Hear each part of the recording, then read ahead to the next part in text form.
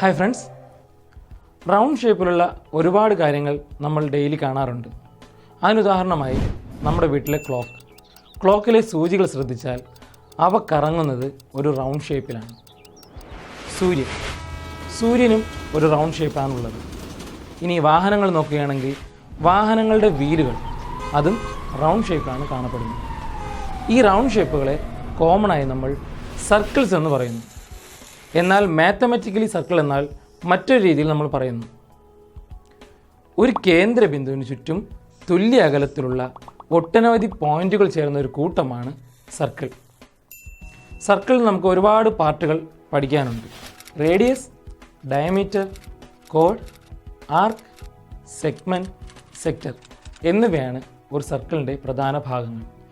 ഇതിൽ റേഡിയസ് എന്തെന്നാൽ centre point മുതൽ സർക്കിളിൻ്റെ മറ്റൊരു പോയിൻ്റ് വരെ വരയ്ക്കുന്ന ലൈനിനെ നമ്മൾ റേഡിയസ് അല്ലെങ്കിൽ ആരം എന്ന് പറയുന്നു. ഇനി ഇതേ പോയിന്റിൽ നിന്നും ഓപ്പോസിറ്റ് സൈഡിലേക്ക് മറ്റൊരു പോയിന്റിൽ ഒരു ലൈൻ വരച്ചാൽ ഈ പോയിന്റ് മുതൽ ഈ പോയിന്റ് വരെയുള്ള ദൂരത്തെ നമ്മൾ ഡയമീറ്റർ എന്ന് പറയുന്നു. ഡയമീറ്റർ സെൻറ്ററിലൂടെ കടന്നു പോകുന്നൊരു ലൈനാണ്. ഇതിങ്ങനെ മാത്രമല്ല, കുറുകയും എങ്ങനെ വേണം നമുക്ക് വരയ്ക്കാം.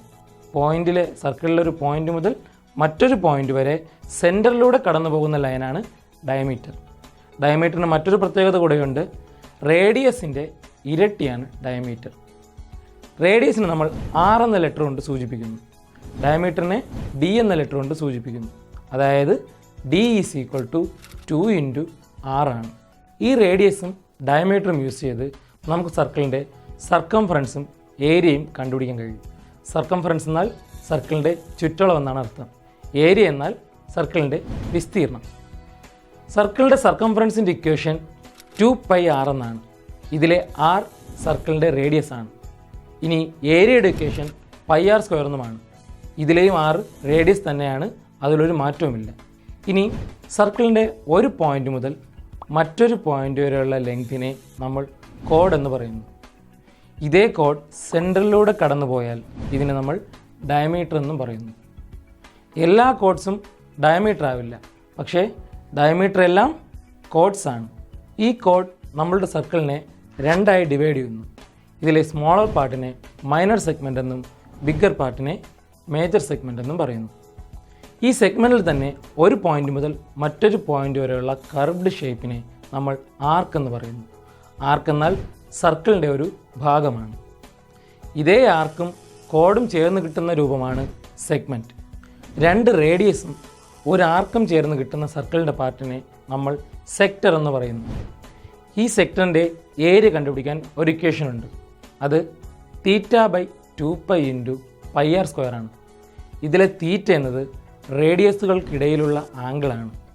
ആർ എന്നത് സർക്കിളിൻ്റെ റേഡിയസുമാണ്.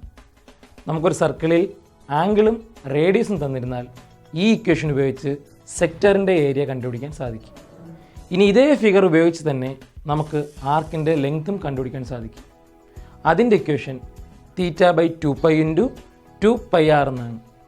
ഇതിലെയും തീറ്റ എന്നത് റേഡിയസിനിടയ്ക്കുള്ള ആംഗിളാണ്, ആർ എന്നത് സർക്കിളിൻ്റെ റേഡിയസുമാണ്. അപ്പോൾ ഒരു ഫിഗറിൽ തീറ്റയും ആറും ഉണ്ടെങ്കിൽ θ/2π × 2πr എന്ന ഇക്വേഷൻ ഉപയോഗിച്ച് ആർക്കിൻ്റെ ലെങ്ത്തും നമുക്ക് കണ്ടുപിടിക്കാൻ സാധിക്കും. ഇനി എന്താണ് സെഗ്മെൻറ്റ്, എന്താണ് സെക്ടർ എന്ന് കുറച്ചുകൂടെ മനസ്സിലാക്കാൻ വേണ്ടി നമുക്കൊരു എക്സാമ്പിൾ നോക്കാം. അതിനായി നമുക്കൊരു കേക്ക് എടുക്കാം. ഈ കേക്കിനെ നമുക്ക് 2 രീതിയിൽ കട്ട് ചെയ്യാം. കുറുകയും കട്ട് ചെയ്യാം, സെൻറ്റർ പോയിന്റിൽ നിന്നും 2 വശങ്ങളിലേക്കും കട്ട് ചെയ്യാം. കുറുകെ കട്ട് ചെയ്യുമ്പോൾ കേക്ക് നമുക്ക് 2 പീസായിട്ട് കിട്ടുന്നു. ഇതിലെ ചെറിയ പീസിനെ മൈനർ പീസ് ഓഫ് കേക്ക് എന്നും വലിയ പീസിനെ മേജർ പീസ് ഓഫ് കേക്ക് എന്നും പറയുന്നു. ഇതേ കാര്യം തന്നെയാണ് നമ്മൾ സെഗ്മെൻറ്റിലും പഠിച്ചത്, minor segment and major segment. ഇനി രണ്ടാമത്തെ രീതിയിൽ കട്ട് ചെയ്യുമ്പോൾ സെൻറ്ററിൽ നിന്നും 2 വശങ്ങളിലേക്ക് കട്ട് ചെയ്തു. അപ്പോഴും നമുക്ക് 2 പീസ് കേക്ക് കിട്ടുന്നു, ചെറിയ പീസും വലിയ പീസും. ഇതിലെ ചെറിയ പീസിനെ നമ്മൾ മൈനർ സെക്ടർ എന്നും വലിയ പീസിനെ മേജർ സെക്ടർ എന്നും പറയുന്നു.